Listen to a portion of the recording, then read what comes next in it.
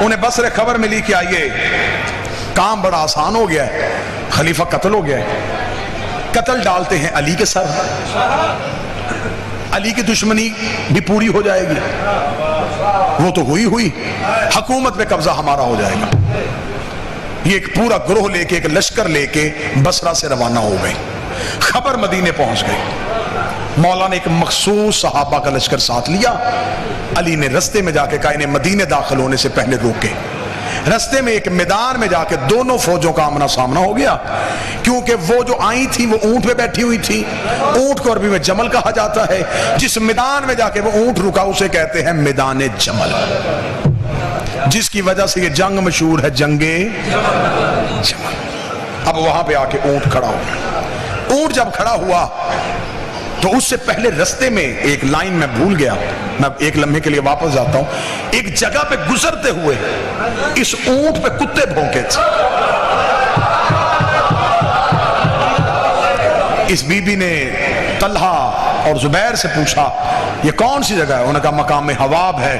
اس نے لرز کے کہا آدھی رات کو مجھے محمد نے جگا کے کہا تھا جسے مقام حواب کے کتے بھونکے وہ حق پہ نہیں۔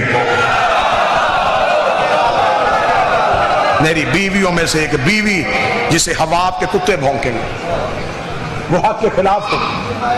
40 بندوں نے قرآن پہ ہاتھ رکھ کے گواہی دی کہ یہ جگہ حواب نہیں۔ یہ اسلام کی پہلی جھوٹی گواہیاں تھیں، جنہوں نے ہوا پہ جھوٹی گواہیاں دے دی، یہی گواہیاں فتح میں استعمال ہوئی تھی۔ اب آ کے کھڑے ہو گئے، میدان سج گیا، علی ہر صورت کوشش کر رہے تھے کہ جنگ نہ ہو، کیونکہ ان کی سازش تھی کہ علی کے ہاتھوں قتل عام ہو تاکہ ہم علی کی دشمنی میں مزید اضافہ کر سکیں۔ علی چاہتے تھے کہ مزید قتل عام نہ ہو۔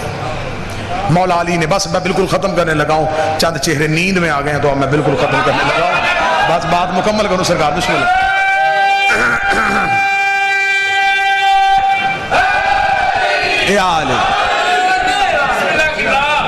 مولا نے بسم اللہ سرکار، بادشاہ حسین عزت دے، مولا نے جناب حسن کو بھیجا، حسن جا کے سمجھا کے آ۔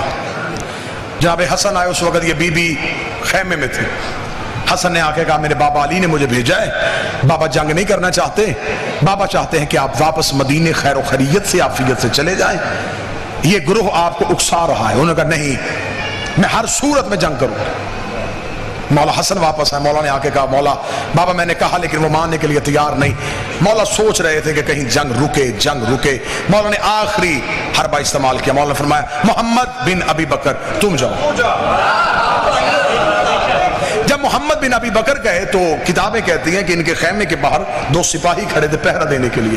جب محمد اندر داخل ہوئے تو انہوں نے نیزوں کے ساتھ محمد کو روکا، کہاں جا رہے؟ اس نے کہا میری بہن ہے، میں ملنا چاہتا ہوں۔ انہوں نے منع کیا ہے کہ محمد بھی آئے تو مجھ سے ملنے کی اجازت نہیں ہے۔ محمد بن ابی بکر نے دروازے سے کہا میں بھائی ہو کے ملنے آیا ہوں اور آپ نے سپاہیوں کے ذریعے مجھے روست دیا ہے۔ انہوں نے اندر بیٹھے ہوئے کہا تو میرا کوئی بھائی نہیں ہے، اگر تو میرا بھائی ہوتا تو میرے لشکر پہ ہوتا، تو علی کے لشکر پہ نہ ہوتا۔ جملے محمد بن ابی بکر کے نہ ہو، میں اپنی گردن کا لہو دوں۔ محمد بن ابی بکر کا کس بھائی ہونے کا فائدہ اٹھا رہی ہے؟ تیرے جیسی 1000 بہنیں ہو، میں علی کی نوکری سے قربان،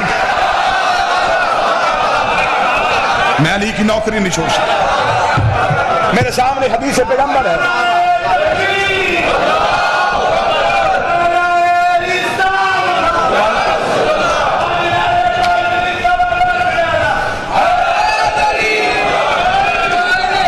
متوجہ صاحب، میں وار دوں علی کے نوکری سے۔ اس کا پھر محمد واپس جا، محمد بن ابی بکر واپس آ گئے۔ صبح کے وقت اونٹ کو میدان کے بالکل وسط میں لا کے کھڑا کر دیا گیا۔ تاریخ کہتی ہے اونٹ بھی عام اونٹوں جیسا نہیں تھا، اس کا چہرہ ہیبت ناک تھا، نکیلے دانت تھے، لمبا قد تھا۔ اونٹوں میں بھی وحشت ناک اونٹ تھا، جس میں لا کے اماری رکھی گئی، اماری میں انہیں بٹھایا گیا، ارد گرد حصار گھوڑوں کا باندھا گیا۔ جب مولا علی نے فرمایا سپاہیوں سے کہ حملہ کیا جائے، حملہ کرنے کے لیے جب علی کے نوکر آگے گئے اور صف باندھ کے کھڑے ہوئے کہ کوئی مقابلے پہ آنا چاہے تو آئے، کتابیں کہتی ہیں کہ دوسری طرف سے اب کیا سازش ہوئی؟ وہ سازش نہیں ملا۔ ایک ایک سپاہی ادھر سے آتا، اونٹ کی مہار چومتا اور علی کے نوکروں کی تلوار کے نیچے جا کے اپنی گردن کر گردنیں کٹنی شروع ہو گئیں. لوگ رضاکارانہ طور پہ اپنے آپ کو موت کی گھاٹ اتارنا شروع. سپاہیوں نے کہا یہ علی لڑے کس سے؟ ہم لڑنے کے لیے تیار ہوتے ہیں، وہ سامنے آ کے گردنیں کر دیتے ہیں. اونٹوں کی کوئی مہار چوم رہا ہے، کوئی اونٹ کے پاؤں چوم رہا ہے. علی نے کھڑے ہو کے فرمایا مجھے اندیشہ ہے جیسے سامری کے بچڑے کی پوجا ہوئی تھی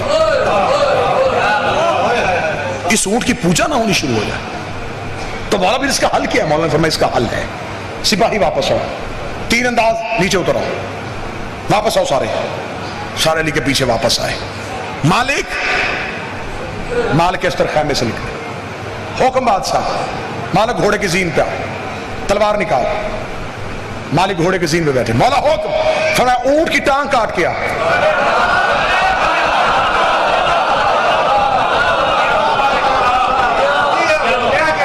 اب علی کے نوکر پیچھے بیٹھے، علی کے بیٹے جو ہیں وہ ٹیلے پہ ہیں اور علی دیکھ رہے ہیں. مالک اشتر گھوڑے کی زین پہ. حکم علی ہے، تلوار نیام سے نکالی، پوری شدت سے مالک دوڑ کے گئے، گھوڑے کی زین چھوڑی، گھٹنوں کے بل کھڑے ہو کے مالک نے وار کیا، اونٹ کی گردن کاٹی. مالک گھوڑے کی پچھ پہ سوار ہوئے، گھوڑا آگے نکل گیا. پیچھے مڑ کے مالک نے دیکھا تین اونٹیں، ٹانگوں پہ اونٹ کھڑا ہے. ایک ٹانگ کٹ چکی ہے لیکن اونٹ کھڑا ہے. مالک پھر واپس آگے سے گھوم کے پھر واپس آئے، پوری شدت کے ساتھ دوسرا وار کیا، دوسری ٹانگ کٹ گئی. دو ٹانگیں اونٹ کھڑا. مالک پھر ٹیلے کے اوپر سے گھوم کے آئے، پھر تلوار کو نیام میں دوڑاتے ہوئے پھر آ کے پوری شدت سے وار. تیسری ٹانگ کٹ گئی، ایک ٹانگ پہ اونٹ کھڑا ہے. جب ایک ٹانگ پہ کھڑا اونٹ دیکھا تو ادھر والے لشکر میں شور مچ گیا. حق ہمارے ساتھ ہے، اللہ ہمارے ساتھ ہے. یہ ہے اللہ کی غیبی قوت، یہ ہے اللہ کی غیبی طاقت. یہ دیکھو علی نے اونٹ کی ٹانگیں بھی کٹوا دی لیکن اللہ اس اونٹ کو گرنے نہیں دے رہا. علی کے نوکروں میں سنسناٹی ہو گئی. یا علی یہ کیا ہوا؟ علی فوراً علی نے اپنی ابا پھینکی. علی ٹیلے پہ آئے. مالک! جی مولا. مالک ٹانگ کاٹ. مولا کاٹ رہا، اونٹ گر نہیں رہا. فرمایا لا حول ولا پڑھ کے کاٹ، اونٹ نہیں شیطان کھڑا ہے. مالک لا حول ولا پڑھ کے اونٹ کی اگلی ٹانگ کر کتابیں کہتی ہیں مالک اس نے اپنے گھوڑے کو دوڑایا. مالک نے دونوں گھٹنے زمین پر رکھے، لا حول ولا پڑھ کے مالک نے اونٹ کی ٹانگ کاٹی. ٹانگ کا کٹنا تھا، اونٹ زمین پہ گرنے لگا، ہماری زمین پہ آنے لگی. لوگوں کے دل دھڑکنے بند ہو گئے. یہ علی نے کیا کیا ہے؟ ابھی نبی کی زوجہ کی توہین ہونے لگی ہے. ابھی ہماری اونٹ کی پوچھ سے زمین پہ آئی نہیں تھی. یہ علی کی پوچھ کے پیچھے سے ایک بجلی کی تیزی سے جوان پوری طاقت کے ساتھ گھوڑا دوڑا کے بھاگا. اس نے ہماری زمین پہ آنے سے پہلے ہودج کے اندر ہاتھ ڈالا، انہیں اٹھا کے گھوڑے کی پوچھ میں بٹھایا. اس نے پیچھے سے آواز ہگے گا. ہائے کیا کیا علی نے؟ نبی کی زوجہ کو غیر کا ہاتھ لگ گیا. اس نے نقاب ہٹا کر چپ، تیرا بھائی محمد بھی نبی بکر ہو.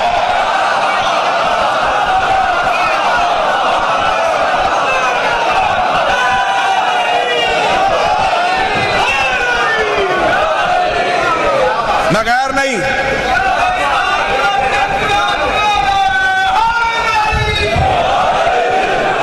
تیرا بھائی محمد.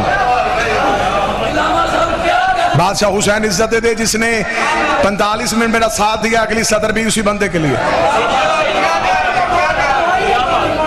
بادشاہ حسین عزت دے، شہزادی کون ہے؟ تیرا بھائی محمد بن عباس. اب جس جملے کے لیے پوری محنت کی ہے نا جی، جملہ نہیں پڑھنے لگا، میں دلیلوں کے سر کاٹنے لگا. ایک لمحے کے لیے کوٹ شاہاں اپنی سماعتیں مجھے ادھار دے دے، اگلے لمحے میں یوں اپنے آپ کو عرش پہ ہلکا محسوس کرو گے. یا جب محمد کی آواز آئی، دوبارہ آ کے خیمے میں بٹھایا گیا. علی خود اپنے بیٹوں کے ساتھ گفتگو کرنے کے لیے خیمے کے باہر آئے. علی نے فرمایا میں نے پہلے حسن کو بھیجا، پھر میں نے محمد بن ابی بکر کو بھیجا. میں نے بار بار کوشش کی کہ آپ واپس چلی جائیں، لیکن آپ نے اپنی نسبت کا خیال نہیں کیا. مجھے رسول کی نسبت بڑی عزیز تھی. انہوں نے خیمے کے اندر بیٹھے ہوئے کہا کاش علی تو میری نسبت کو سمجھ آتا، میں مدینے جا کے لوگوں کو بتاؤں گی تو نے رسول کی زوجہ کے ساتھ یہ سلوک کیا. اتنا کہنا تھا. علی نے خیمے کے باہر سے آواز دے کے کہا دوبارہ یہ فخر علی کے سامنے نہ کرنا. رسول کی زوجہ تھی ہے نہیں، تھی ہے نہیں. اتنا جملہ کہنا تو نے کہا کس طرح نسبت سے محروم کر سکتا ہے؟ علی نے فرمایا مجھے محمد نے اپنا نفس کہا ہے، میں نفس محمد ہونے کے تحت آج سے آپ کو نکاح سے خارج کر۔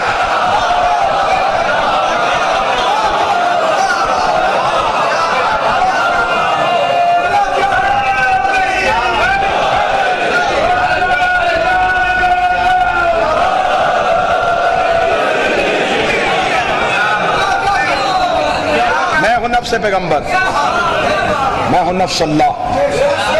ایک ہی وقت میں علی کے پاس دو نفس تھے، اللہ کا نفس بھی تھا، محمد کا نفس بھی تھا۔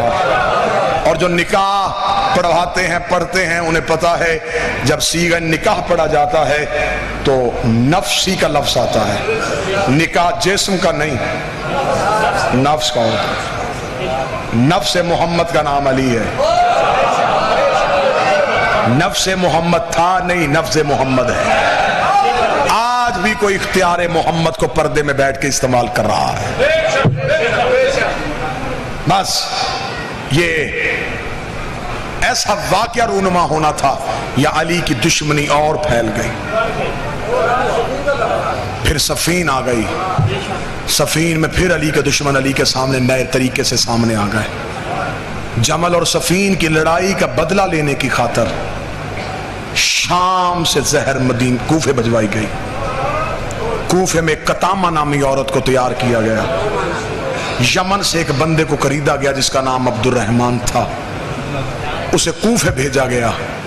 یہ قتل علی سے ایک مہینہ پہلے کوفے پہنچ گیا۔ جب یہ کوفے میں داخل ہوا، یہ پہلی بار مسجد میں علی کے پیچھے نماز پڑھنے آیا۔ مولا نے اس کی طرف دیکھ کے کہا انا للہ و انا الیہ راجعون۔ یہ کوفے میں تھا یا بیمار ہو گیا، تاریخ کہتی ہے اس کی دوا اور پانی لے کے خود علی اس کے گھر گئے۔ اس کا کوفے میں کوئی تھا نہیں، علی نے اسے اپنے ہاتھوں سے دوا پلائی، اپنے ہاتھوں سے کھانا کھلایا۔ اس ملاؤن نے کہا میں نے دنیا میں تجھ جیسا شریف امام نہیں دیکھا۔ اتنا جملہ کہنا تھا یا علی کی داڑھی آنسوؤں سے بھر گئی۔ اس نے کہا یا علی آپ روئے کیوں ہیں؟ علی نے فرمایا ایک طرف میری امامت کی تعریفیں کرتا ہے، میری بیٹیوں کو یتیم کرنا چاہتا ہے۔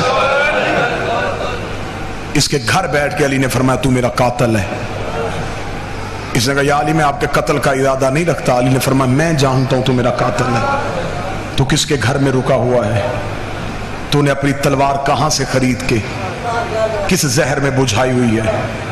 اگر تو کہے تو میں ابھی تجھے بتاؤں کہ اس وقت وہ تیری تلوار کس کے گھر زہر میں بجھی ہوئی ہے جو تو نے وہاں سے 10 دن کے بعد اٹھانی ہے۔ اس تلوار کو تو نے سنبھالنا ہے اور 19 کی صبح تو نے میرے سر پہ ضرب لگانی ہے۔